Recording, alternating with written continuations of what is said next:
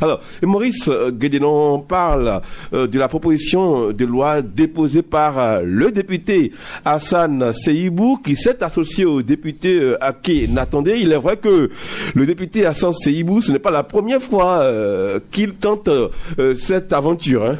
Non, c'est pas pour la première fois, mais Wilfried Awassou, vous avez demandé tout à l'heure à Serge Avidjemé pourquoi c'est maintenant. Est-ce que le timing est bon pour une Il estime que le timing est mauvais.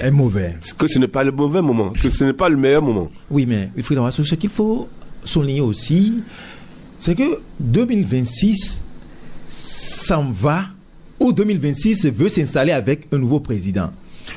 Et comme il a dit, on voit pratiquement, même si les élections ne se sont pas encore, on n'a pas encore fait les élections, on voit déjà que celui qui peut venir ou celui qui, en fonction de ce que nous lisons, nous voyons, est en bonne position pour succéder à Patrice Talon, c'est quelqu'un qui n'est pas politiquement fort, il faut le dire. C'est peut-être Romuald Wadaï qui est un technocrate, un cadre émérite. Rien ne prouve, il faut attendre que les élections présidentielles se déroulent. Oui, je suis d'accord. Hein? Je suis d'accord.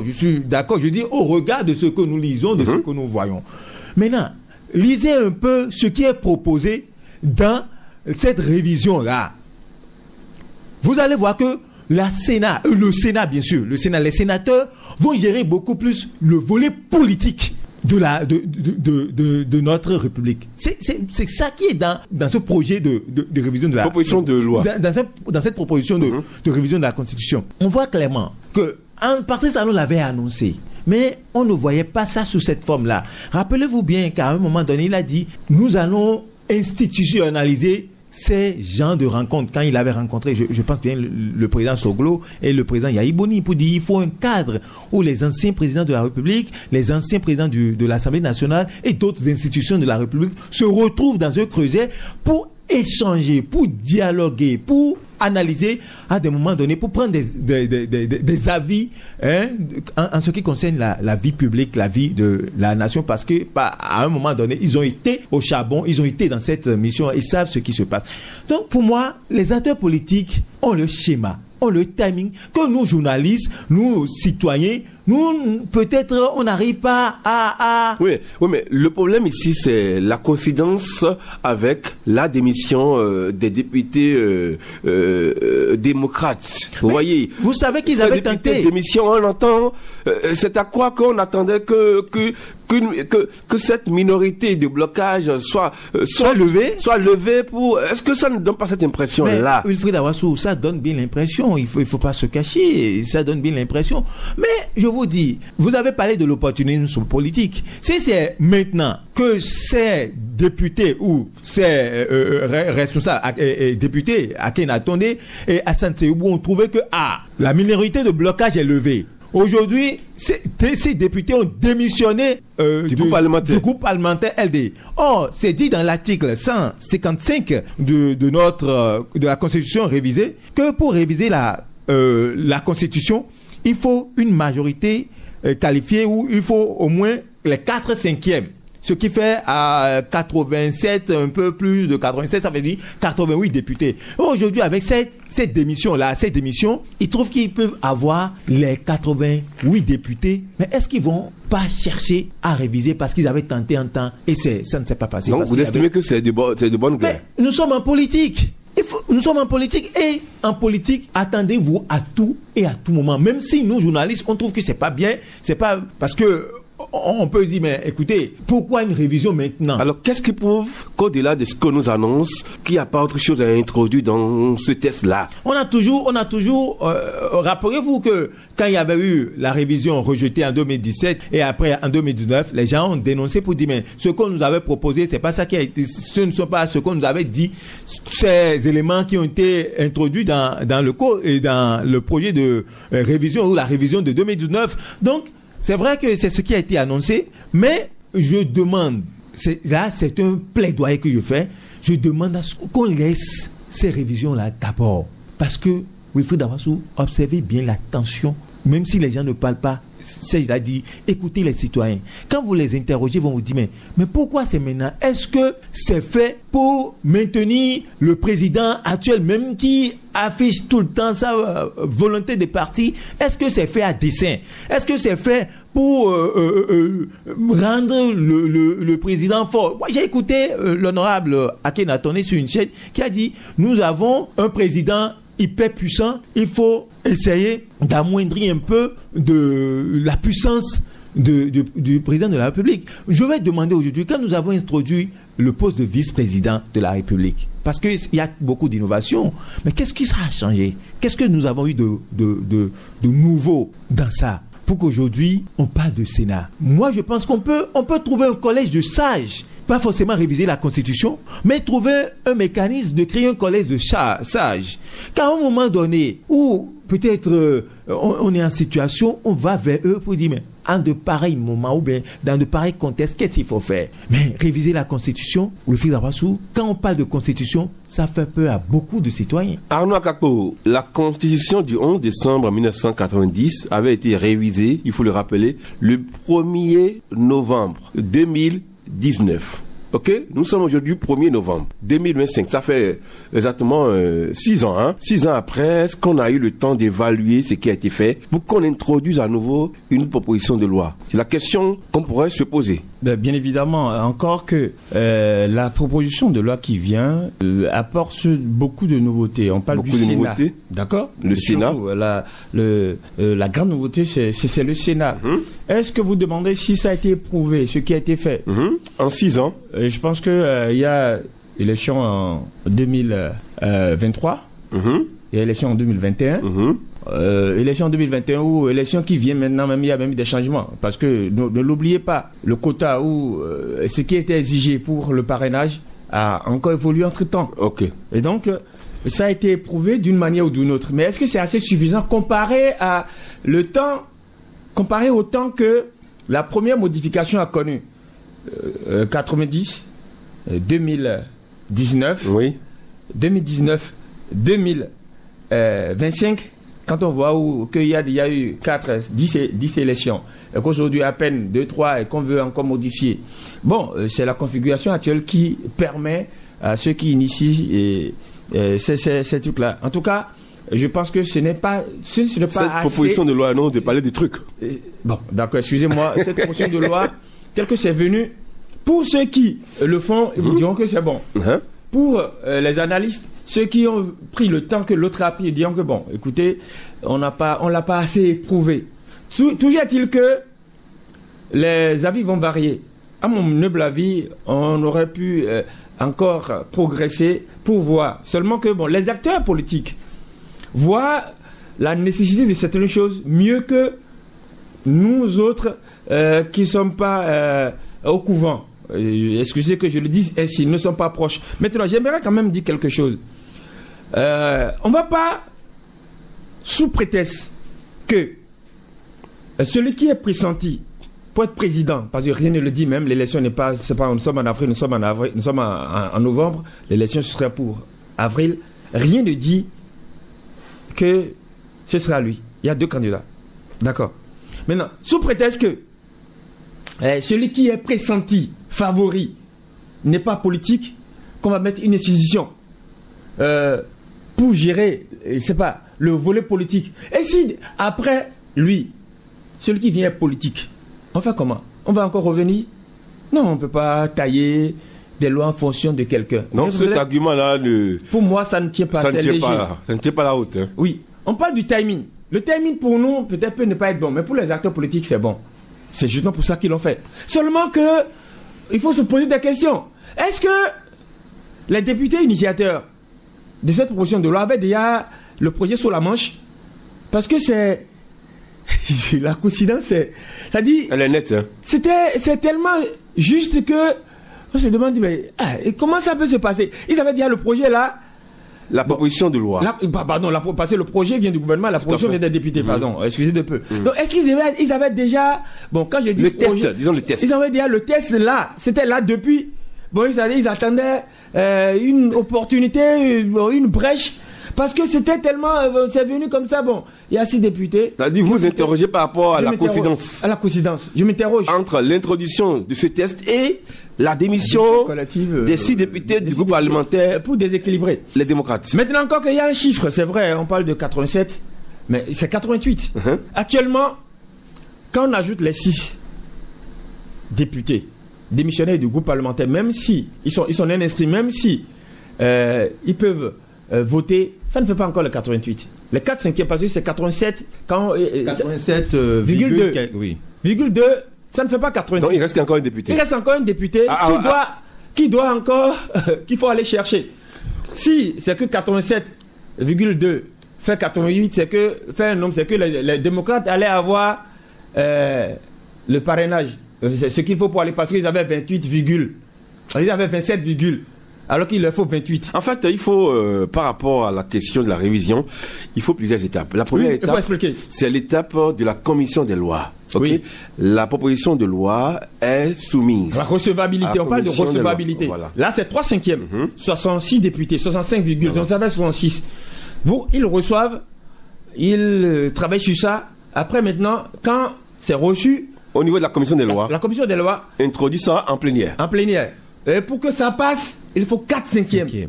4/5e, ça fait 87,2. 109 fois 4 sur 5. Comme il n'y a pas demi-homme, il faut 88 obligatoirement. Là, on a 81 de la majorité présidentielle. Bon, accessoirement, on va ajouter les 6. Il y a des accessoirements. Peut-être ils sont aujourd'hui non inscrits. Ils se disent qu'ils ont même quitté. Donc il se pourrait qu'ils tombent de l'autre côté. 6 plus 81, ça fait 87. Mais il faut plus de 87. C'est là où il faut encore plus pour que la proposition de loi passe en l'état. Voilà un peu ces explications qu'il faut donner. Seulement que... Non, ce n'est pas encore acquis. Non, ce n'est pas totalement acquis. Ce n'est pas totalement acquis. Maintenant, si vous voulez qu'on se prononce sur le fond, on parle du Sénat qui sera composé d'anciens chefs d'État. On a même donné... Non, il y aura, disons, un parlement bicaméral. Oui, 2 chambres. 2 chambres. C'est de façon claire, terre à terre, sexuelle, avec 2 chambres. La chambre haute et la chambre basse. Le Sénat, composé de ces sénateurs-là, et la chambre basse, l'Assemblée nationale. L'actuelle Assemblée nationale. Et donc, la nouvelle. La nouvelle, voilà, tel que Maurice est en train de le dire, tel qu'on l'a lu, ce sera composé d'anciens chefs d'État, d'anciens présidents de la Cour constitutionnelle, on parle de ceci, on parle de ceci. J'ai même lu que plus de 90 ans, qu'il ne peut pas siéger. Des détails qui sont, en tout cas, c'est ce que je suis en train de lire. Je ne sais pas si en l'état, peut-être il peut y avoir des amendements à cette proposition-là. C'est sûr qu'il y aura peut-être des amendements. Mais bon, ce qui est sûr, le chef de l'État en exercice propose un membre. Il va proposer un membre tout comme le président de l'Assemblée nationale. Il va désigner un membre. Toujours est-il que aucune révision de la Constitution, c'est dit, ne va toucher 2 points fondamentaux de notre Constitution. C'est pour ça que lorsque les gens disent que est-ce que Talon va partir, je dis Talon est déjà parti. Il s'est dit que aucune révision ne touchera 2 points. L'âge, c'est-à-dire d'être présidentiable 40 ans et 70 ans. 70 ans. Je voulais avoir la certitude sur la, pour ne pas dire n'importe quoi. Donc 40 et 70, ça dit quoi? Cette parenthèse-là, ou bien ces parenthèses sont fermées. Le nombre de mandats, c'est inscrit, non? Nul de sa vie. Donc, pour moi, en tout cas, j'ai dit pour moi, et je pense que ça doit être aussi clair dans les têtes, Patrice Talon est parti. Il ne sera plus là à partir de mai 2026. Donc, cette certitude-là peut être dans les têtes, et je suis sûr. Le reste, bon, on va faire de la gymnastique cérébrale, mais toujours est-il que, bon, ça va, on va voir ce que ça va donner. Maurice, est-ce que vous vous inquiétez par rapport à ce que vient de dire Arnaud? Parce que là, il y a quand même des verrous, hein? Oui, moi, je ne m'inquiète pas.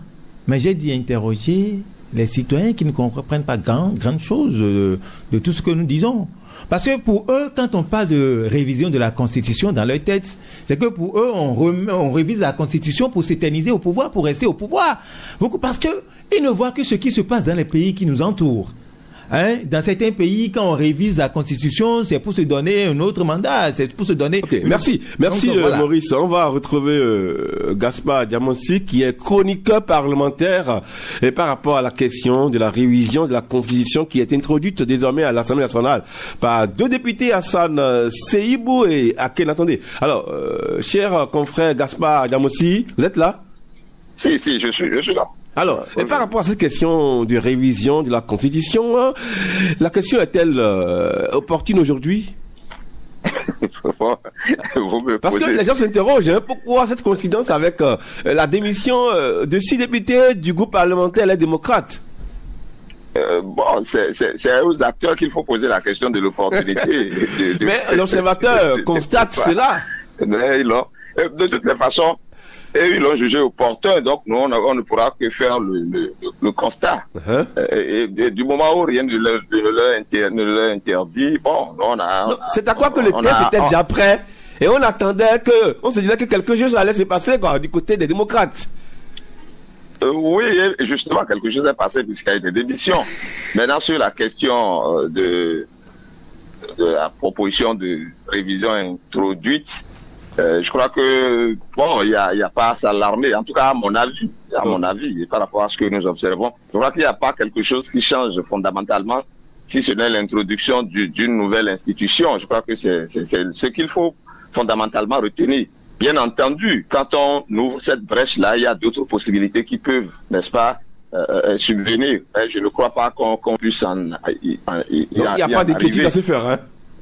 Non, bon, je ne suis pas un acteur direct, et donc je ne vais pas donner de garantie. Est-ce que c'est parce que les gens s'interrogent, est-ce que c'est la priorité aujourd'hui? Non, vous savez, quand on raisonne, chacun raisonne par rapport au prisme de sa position, par rapport à sa conception de la chose. Moi, à mon avis, en tant qu'observateur, je peux juger que c'est pas opportun. Mais les acteurs politiques jugent que c'est opportun et ils disent non, on n'a qu'à prendre acte. Vous savez, opportun ou pas, ils ont trouvé que c'est opportun aujourd'hui d'instituer une nouvelle structure politique et donc qu'il faut réviser la Constitution pour le faire. Et là, nous allons poursuivre les analyses sur cet aspect-là. Mais de l'opportunité, dire qu'il y a d'autres choses à faire, si les acteurs estiment que c'est le moment de le faire, ils le font. Donc pour vous, il n'y a pas encore péril à la demeure, hein? Non, moi je pense il vaut mieux qu'on observe et qu'on suive, et s'il y a lieu de faire pression pour que s'il y a des choses qui ne vont pas dans l'intérêt du pays, ici il faut arrêter, que les gens puissent savoir ce qu'il faut faire pour faire ce lobby arrêter. Mais alors, ce que je sais, par rapport à la proposition de révision déposée, c'est que ce qui est fondamental aujourd'hui à retenir, c'est qu'on a introduit une nouvelle institution qui est le Sénat et une autre chambre à côté de l'Assemblée nationale. Et c'est ça qui est fondamental. Et une chambre le Sénat qui sera composé des anciens présidents de la République, des anciens présidents de l'Assemblée nationale, des anciens présidents de la Cour constitutionnelle, de la haute hiérarchie militaire et autres. Donc je crois que c'est ce qui est fondamental à retenir. Ok. Alors Gaspard? Oui, Alors, je voudrais avoir votre avis sur le message du candidat démocrate, le candidat recalé, maître Renaud Agbodjo, qui a dit qu'il se retire de la vie politique pour se consacrer à sa famille et à son cabinet. Moi, je n'ai rien compris à cette déclaration. C'est vrai que c'est une déclaration qui a apaisé l'atmosphère politique. C'est une déclaration qui a un peu ramener les choses à leur juste proportion, mais je ne sais pas quelle mouche l'a piqué, ce qui a motivé une pareille déclaration, d'autant que nous sommes dans un processus. C'est vrai que la Cour constitutionnelle a décidé en dernier ressort, n'est-ce pas, de la non-validité de sa candidature, mais c'est une déclaration qui a été pensée, mûrie, et de concert avec les autres forces, les autres acteurs de son parti, notamment le vice-président sur le duo avec le président Boni Yaye, avec les députés. Je n'en sais rien. J'ai l'impression que c'est juste une déclaration solitaire. Qu'est-ce qui a motivé, qu'est-ce qui a poussé Je n'en sais rien. C'est vrai qu'on a l'impression que c'est une déclaration assez précipitée, mais comme on ne connaît pas les motivations qui sont derrière un pareil acte, on s'en tient à là. Et je dirais, serait-il de la vie politique, mais sa vie politique n'a été qu'un éclair. Il est rentré en politique quand on l'a connu avocat, des démocrates, on ne savait même pas de façon fondamentale s'il était acteur, s'il était politique au point d'être membre du parti. On l'a su qu'à l'occasion de sa déclaration de candidature, et voilà, dans les mêmes conditions, en un éclair, il se retire de la vie politique. Bon, c'est peut-être une décision judicieuse pour lui et pour un certain nombre d'acteurs, mais c'est resté incompréhensible au niveau de l'opinion. Merci à vous. Merci à vous, Gaspard Diamossi, journaliste parlementaire. Et Maurice Guédenon, par rapport au message du candidat Maître Renaud Agbojo, qui dit qu'il va désormais se retirer de la vie politique pour se consacrer à son cabinet et à sa famille. Alors, vous avez écouté Gaspard Diamossi qui estime que lui n'a rien compris et que c'est comme si c'était une déclaration un peu solitaire. Oui, mais il faut d'abord voir aussi le cas dans lequel il a fait la déclaration. Il n'a pas fait la déclaration au siège de son parti politique, le parti qu'il a désigné pour aller le représenter pour l'élection d'avril 2026. Ça veut dire que c'est une déclaration qui l'engage. Donc, quand vous observez bien, Gaspard l'a rappelé, à quel moment on a su que Maître Renaud Agbojo est politique? Ce n'est que le jour du dépôt des dossiers où on a vu, ou même, on va dire, quand on a commencé le processus de désignation, parce qu'on a senti qu'il a déposé aussi sa candidature pour être au sein du parti, pour être désigné candidat du parti. Donc, à quel moment il a fait? Quel combat politique il a fait? C'est ça ce que je reproche tout le temps à nos acteurs politiques, à ceux qui nous gouvernent, ou parfois aux responsables des partis politiques. Vous ne pouvez pas laisser des gens qui ont mené le combat pendant des années, pendant des mois, des semaines, quand les militants ont tout le temps vu, et à la fin, prendre quelqu'un peut-être pas très connu sur le champ politique, et après espérer qu'il va rester avec vous. Lui n'a pas ce dos pour supporter peut-être les coups politiques. Mais c'est ça, il n'a pas ce dos pour supporter. Raison pour laquelle, à moins d'un cantada, à moins de situation, mais il a jeté l'éponge. Il dit attention, moi je ne peux pas rester dans ce milieu. Donc vous n'avez pas apprécié ce comportement? Non, mais comment on peut, pas seulement moi, mais écoutez aussi les députés. Mais moi j'en ai écouté pour dire, mais bon Dieu, à quel moment il n'est même pas resté avec nous pour faire le combat des communales et le combat des législatives, et tout de suite il jette l'éponge, il s'en va. Ça veut dire qu'il ne veut pas nous accompagner. Vous voyez, on a su que Agbojo défendait des responsables du parti dans des dossiers donnés. Mais quand est-ce qu'il est politique pur? Ce n'est que à un moment de désignation. Mais les gens ne peuvent pas brandir leur carte de membre dans un marché pour que tout le monde le sache. Hein. Non, mais les gens peuvent être actifs. Au moins, sur des fonds politiques, on peut les voir. Aller représenter le responsable d'un parti à un procès, ou bien être l'avocat d'un responsable d'un parti politique ne fait pas de vous membre du parti, ou ne signifie pas que vous êtes en train de défendre, parce qu'un avocat a un client et le client paie ses honoraires. Merci. Anouar Kako, votre avis? Mon avis ne va pas peut-être soit il va vous étonner, ne va pas m'accentuer sur Renaud Agbojo, mais plutôt sur le parti. J'incrimine le parti. Je ne voudrais pas faire des commentaires où on me dirait que je fais du yaï bashing, parce que c'est le fétiche qu'on ne touche pas. Mais je dis ce qui se passe là. Le premier responsable, c'est le parti LD. Le parti LD, qui depuis 2016, n'existait pas, c'est vrai, les responsables là, qui depuis existaient. Leur combat fait partie talon en 2021. Ils ont échoué. Ils se sont dit, on a une nouvelle chance. 2026. Et ils faisaient cette lutte-là depuis. Et aujourd'hui, ils sont allés chercher un candidat. Voilà le candidat qui, en haute mer, qui conduisait le navire, qui avait les rênes du navire en main, en pleine turbulence, haute mer, saute, prend canot, ou bien trouve un parachute et puis laisse comme ça. C'est celui-là que vous avez choisi pour conduire les destinées de votre parti, pour incarner votre idéal, pour concrétiser vos ambitions de 10 ans. Oui, après le rejet de sa candidature, qu'est-ce qu'il lui reste encore? Donc si... Oui, qu'est-ce qu'il lui reste encore? Ça veut dire que tout se limitait à aller conquérir le pouvoir. Le pouvoir là, c'est comme c'est un cadeau, un gadget que bon, quand on a envie, on va chercher et on prend comme ça quoi. C'est comme ça. C'est là je reviens pour dire que les démocrates en leur sein là, ils n'ont pas trouvé quelqu'un qui incarne toute cette lutte, qui incarne peut-être les frustrations du parti. Depuis là pour dire bon, celui-là, quel que soit ce qui va arriver, c'est lui qui répond au mieux à nos aspirations. En fait, c'est ce que je veux dire, quoi.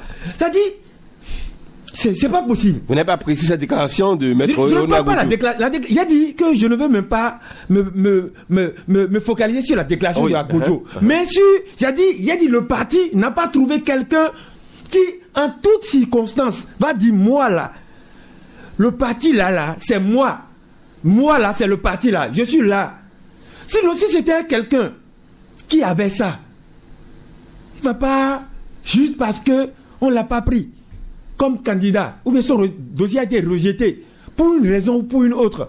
Il a dit raison interne du fonctionnement et que bon voilà et tout. Son candidat, juste pour ça, il dit bon ok, je me consacre à mon truc d'avocat et à ma famille. Les autres qui étaient dans le parti là n'ont pas de famille. Je ne vais pas citer de nom. 2021, ceux qui étaient là, qui ont tout fait, qui ont amené quelqu'un, parce que le parti n'est pas à son premier coup d'essai.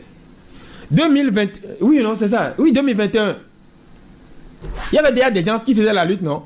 On est allé chercher qui?